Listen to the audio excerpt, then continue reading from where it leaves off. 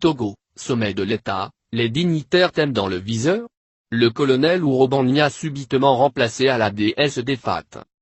L'ascension fulgurante de Tikpi Hatchadam, leader du Parti national panafricain, PNP, sur la scène politique nationale a, non seulement entraîné une redistribution des cartes au sein de l'opposition, mais créé également des remous au sein du régime RPT-UNIR. Au sein du pouvoir de Faure Gnassingbé, les thèmes, ethnie de Tikpi Hatchadam, ne sont pas vus d'un bon œil.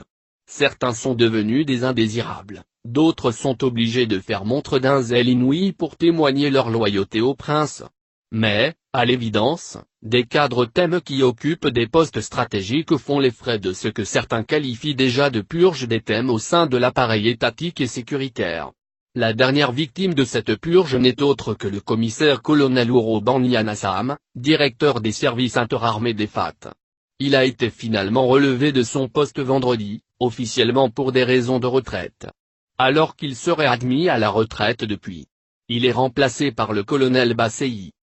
Les dégâts collatéraux de la montée en puissance de Tikpi Hatchadam continuent au sein de l'appareil sécuritaire. Aujourd'hui, il est clair que les thèmes sont déclarés persona non grata à des postes stratégiques. On leur reproche dans les arcanes du pouvoir de l'OMEI, de soutenir d'une manière ou d'une autre le PNP et son leader. Comme sous les tropiques, le repli identitaire aux fins de conservation du pouvoir reste la panacée de Faure Gnassingbé, décidé à mourir au pouvoir. La lettre du continent, dans son édition N-761 du mercredi 27 septembre 2017 fait des révélations dans ce sens. En attendant, Faure, guérisé dans son palais de Lomé II, mobilise ses sécurocrates, pour la plupart des cabiers originaires de Kara, Nord, le fief natal des Eyadema, afin de juguler la crise, révèle ce journal en ligne français. Cet organe a mentionné les noms de certains officiers comme le redouté Yotrophée Massina, DG de gendarmerie, le général Félix Abalo Kadanga, chef d'état-major des FAT, Pacha Sogoyou, commandant de l'armée de terre, Djibrilar, chef du régiment des paracommandos, et Setera.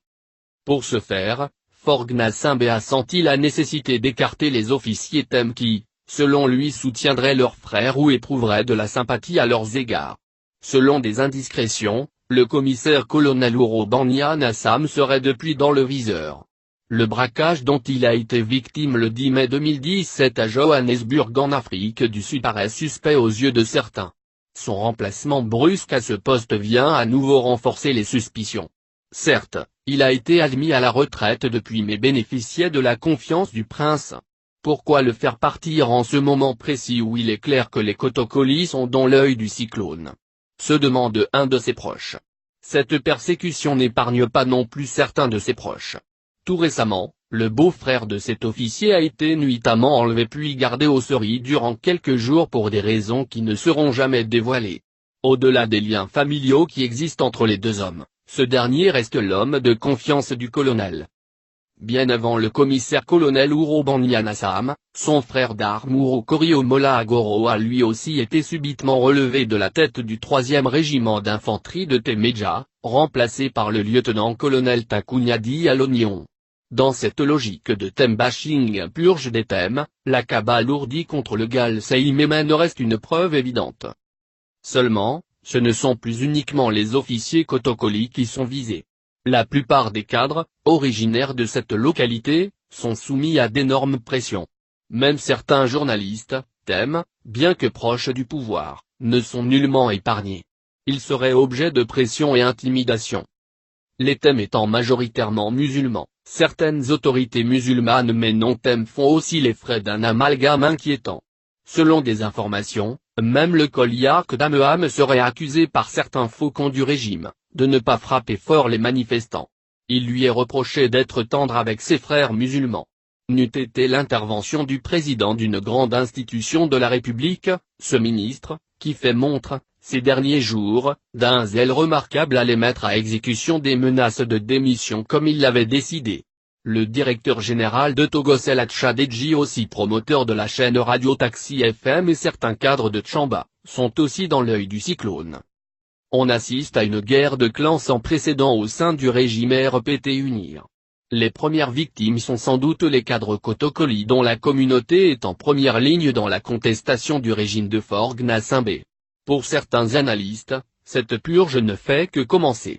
Connaissant Faure Gnassingbé qui n'a visiblement plus confiance en personne, il va vouloir les enlever tous, histoire de conserver son pouvoir, affirme une source au sein de l'opposition. On évoque d'ailleurs le sort de Yerima Machou Amadou, directeur général du Trésor et de la comptabilité publique qui serait sur la sellette. Affaire à suivre.